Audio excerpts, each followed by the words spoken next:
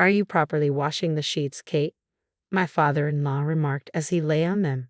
The thought of this becoming a regular occurrence sent a shiver down my spine. If we had lived together, such bizarre moments could have become part of my daily life. Just imagining it fills me with unease. A new chapter in my life began with a divorce, driven by irreconcilable differences over living arrangements. My name is Kate, and I experienced divorce at the age of 60. Yet, despite what others might think about aging, I believe that at 60, my journey through life is far from over. I've even taken on the challenge of learning how to use a computer, a skill that once seemed beyond me. By teaching myself through books, I refuse to let age hold me back from embracing new challenges. It's not that I'm trying to compete with the younger generation. Rather, I still see myself as young at heart. Life has thrown its share of challenges my way. The trouble began after my husband, Tom, and I finally paid off our mortgage, a decade after purchasing our home. We were in our late 20s when we bought the house, and as we neared the end of the loan, Tom started to bring up an old topic. "What do you think about living together?" he asked. "Living together? What do you mean by that?" I replied, though I already knew. "I mean with my parents," he said. This was a conversation we had before, and my feelings hadn't changed. "Tom, I think it would be difficult. Your mother and I don't get along very well. If we live together, it will just make things worse for both of us. I'm happy with how things are now. We won't know how it'll turn out unless we try," he insisted. "Once we start living together, we can't just stop. You never want to try anything new."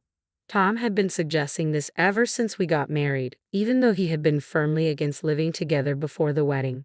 I felt relieved then, but after our marriage, he gradually changed his tune, as if he had been trying to trick me all along. I later found out that his mother, Jane, had been pleading with him, saying, "I'm worried about the future. Don't you care about us when we're old?" Without my knowledge, Tom had developed a sense of duty to live with his parents out of filial piety. I wished he had realized he had the right to refuse. I understand wanting to take care of your parents, but Tom knew about the tension between his mother and me. Still, he seemed unfazed, even as our relationship became increasingly strained. As we neared the final payment on our mortgage, his suggestions to live together grew more frequent and more pressing. Then, one Sunday morning at 7 o'clock, the doorbell rang. When I answered it, I was shocked to see my father-in-law, Mark, and mother-in-law, Jane, standing there with bright smiles. The early morning sun cast a glow around them, almost making the scene seem sacred, but I knew better. While I stood there, stunned by their surprise visit, Tom appeared behind me and welcomed them in with a cheerful, "Welcome back." Welcome back, I thought. Normally, when visiting someone's house, you say, "Thank you for inviting me," and the host says, "Welcome." But Tom's frequent question, "What do you think about living with my parents?" flashed through my mind. This was troubling, and I couldn't just brush it aside any longer. What was happening? I followed my in-laws back into the room and found Jane carefully inspecting the antique cabinet. Unable to hold back, I asked, "What are you doing?"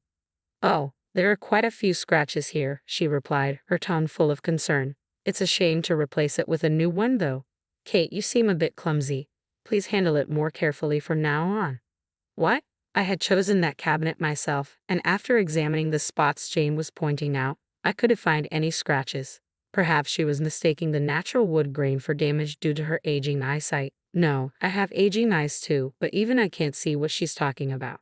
But this wasn't the first time Jane had made baseless accusations like this. It seemed she couldn't stand the idea of a daughter-in-law taking away her precious son. Despite how unfair her remarks felt, I decided to let it slide as usual. Suddenly, I noticed that Mark was nowhere to be seen. Just then, I heard some noise coming from the second floor.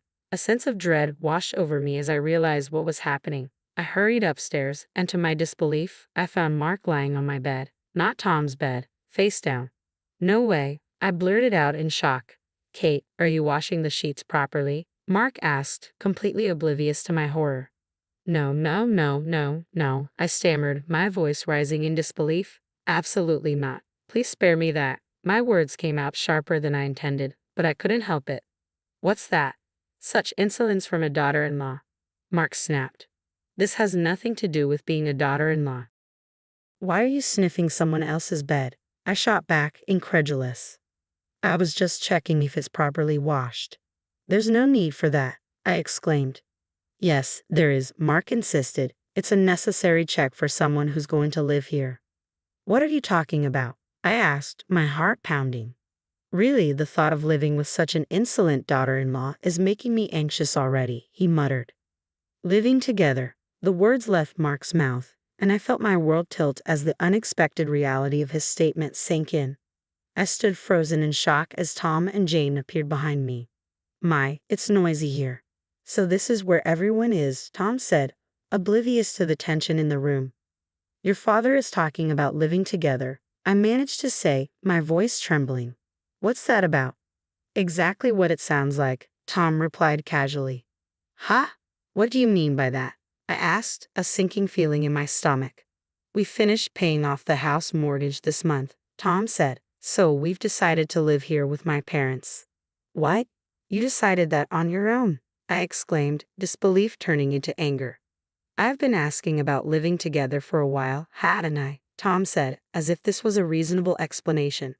And I said no, I can't live with someone who goes around sniffing people's sheets. I shot back, my frustration boiling over. Did you say that in response to what Mark said? Tom asked, his expression showing confusion. I clenched my fists tightly, trying to keep my emotions in check. Well, don't worry about it, Jane chimed in, her voice sickeningly sweet. Now that the mortgage is paid off, your role is over. She smiled brightly, as if she'd just announced something wonderful. What? I retorted, unable to believe what I was hearing.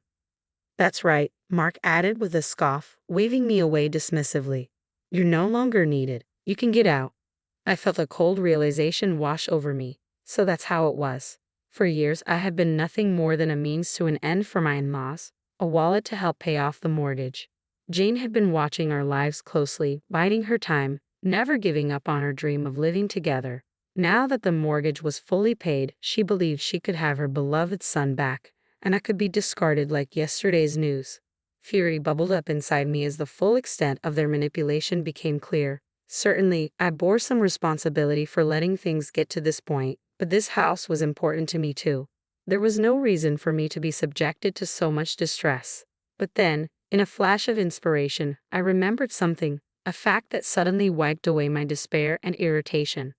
All right then, that's fine, I said calmly, surprising even myself. Tom's eyes widened in shock at my unexpectedly smooth response. He had clearly never imagined that I would agree so easily. Perhaps Tom thought I would beg to stay or reconsider, but I was resolute. Up until the moment I left the house, he kept suggesting, won't you reconsider? But I stood my ground. Ultimately, we divorced amicably. A month after the divorce, while I was enjoying the freedom of living in a hotel, having lost my place to live, I received a message from Jane, my former mother-in-law. She insisted on meeting me. Although I found it bothersome, I agreed, slightly hopeful as I had an inkling of what it might be about.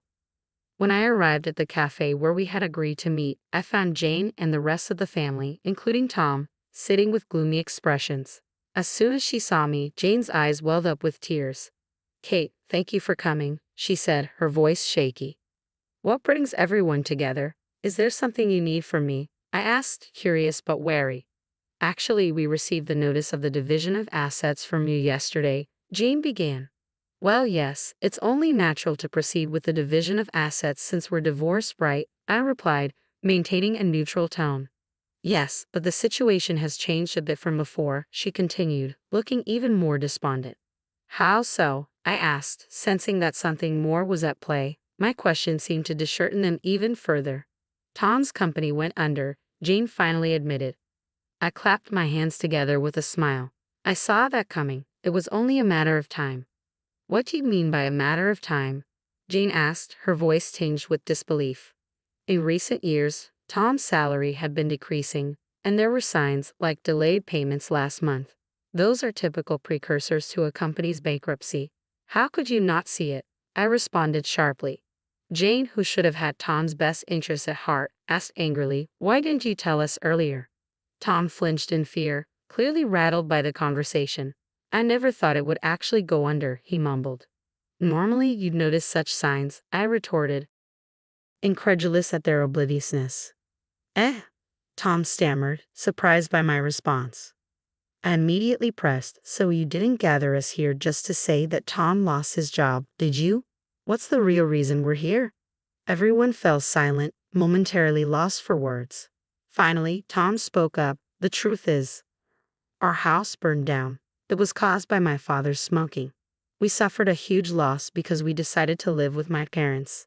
Stunned, I took a moment to process the gravity of their situation. I couldn't help but laugh out loud. I had indeed anticipated Tom losing his job when I decided to divorce him. I was unwilling to continue supporting a self-centered, jobless husband. Moreover, if we had lived together, I would have likely struggled with the pensioner lifestyle of my in-laws and possibly the burden of their care. Divorce seemed like the best choice for me. However, I hadn't anticipated Mark burning down the house. This was turning into quite the story to tell. I'm sorry to hear that, but it really is a tough situation, I said, masking my amusement. Now that my parents have also lost their home, they have nowhere to live and don't know where to start, Tom explained. So, you've become both homeless and jobless, I remarked, unable to resist pointing out the irony. Please, stop saying it like that, Tom pleaded. I'm technically homeless too, since I'm living in a hotel at the moment, I continued, but I've bought a new house, so I'll be moving out of that status soon. What? The shock on their faces was priceless. Time to enjoy their reaction. Do you know the high-rise condominium near the station? I'll be starting my new life there soon. A high-rise condominium? The mention of it instantly changed their expressions. It seemed a high-rise was a symbol of luxury and aspiration for them. My choice to live there wasn't out of desire for prestige, but for a secure and convenient living environment after the divorce. I wasn't even interested in the view. I chose a lower floor to avoid the hassle of waiting for elevators.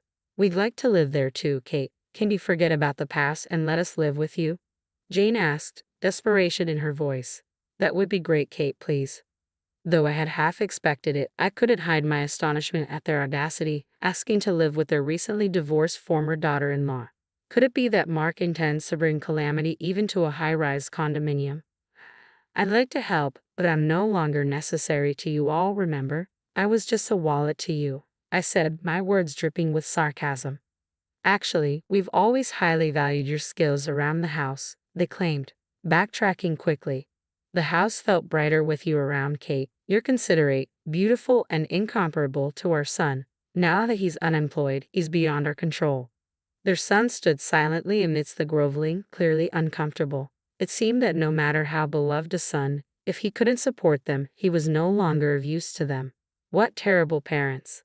Well, if we all lived together, it might not be so bad, I said, feeding consideration, prompting shocked expressions from my in-laws and Tom. It could be more fun than I thought. What do you mean by that, Kate? Tom asked, his confusion evident. I mean it quite literally, I replied, my smile seemingly lifting everyone's spirits. However, facing my ex-husband again felt a bit awkward. Well, if that's the case, Jane interjected cheerfully, don't worry about it. Tom doesn't have to live with Kate. Tom looked surprised. What? Why not? Mark added, that's right, Tom should live somewhere else. We'll take advantage of Kate's generosity. Why am I the only one left out? Tom protested. You don't have an income, Mark explained. We have our pensions, so we can contribute to food. But you can't. I really wanted to point out that moving into a high-rise and thinking food expenses would cover everything was naive, but I chose to stay silent and watched as the family conflict unfolded exactly as I had anticipated. Then why don't you, who have a pension, rent another place? I suggested. You've lost your job and we can't afford such frivolous spending. What if something happens? Mark countered. What are you talking about? We're still young. Elderly people should. Tom cut him off. How disrespectful. We still have our youth. One of them retorted. If you're so young, then work and use that income for the future. I can't even take a bath or go to job interviews in this situation, Tom shot back. You can always wash yourself in the river, came the reply. Always thinking about yourself, another added. Huh, you say that as if you do anything yourself, was the sharp comeback. Who's a failure? Tom shot back. We don't need such a useless son anymore. Jane attempted to mediate, asking, are you really okay with this? But Tom's reaction only seemed to infuriate Mark further, showing no signs of backing down. Turning to me with a smirk, Mark said, this means we'll have more room, right? We're almost excited about starting a new life in the high rise. Are you misunderstanding something? My cheerful smile seemed to confuse everyone. The size of the room is fixed from the start. I have no intention of living with you. What do you mean, Kate? Jane asked, clearly frustrated. You only mentioned that living with many people might be lively, but you never said we'd actually live together. That was the impression you gave, Jane argued. It's good to see you, who abandoned your husband to live in a high-rise, finally being seen for who you are. You've always looked down on me, and now it's clear you want nothing to do with us. Even after your house burned down, Jane added, her tone sharp. Tom, directing a severe gaze at his parents, said, Kate is right. I thought honoring my parents was the right thing to do, but it seems they don't really care about me. The in-laws were left stunned by Tom's words, their expressions shifting as they absorbed the reality of the situation. I was wrong, Tom said, his voice trembling. Let's cancel the disarmament. So, Dad, you just want to rely on your son again because you can't live with me, right? I asked, my tone dripping with sarcasm. No, that's not it at all, he stammered. His face was flushed, and Mark, who had hit the mark, began to fluster. Witnessing this, Tom's anger was visibly rising, veins showing on his forehead. I refuse, he shouted. Parents like you, disarmament is fine by me. The in-laws, now in a panic, pleaded with Tom to listen, but he wouldn't hear any of it. He turned to me and said, Thanks to you, I really want to start over. Really? Are you serious? I asked, incredulous. I am serious. You've done something that woke me up, Tom said. You still have feelings for me, but you. Stop with that hopeful nonsense, I replied. I was only thinking it would be amusing if, after all the cozy family attempts, the man who left his wife for his parents ended up quarreling with them. I've only seen you as a means for property division, Tom continued. Property division, I echoed. You still plan to claim that from me? In this situation? This situation. I couldn't care less, I said. Of course, I hurriedly signed the divorce papers because I wanted to leave, but I can still claim my fair share of the property division after the divorce. Be prepared. Wait, don't you really love me? Tom asked desperately. How can I love someone who has no place to live or a job? I said. That's only possible in a fantasy world. No way, this can't be happening, Tom exclaimed. Unable to win me back, Tom's anger erupted. He lashed out at his parents, blaming them for everything and starting a commotion. Before things could escalate further, I left the scene.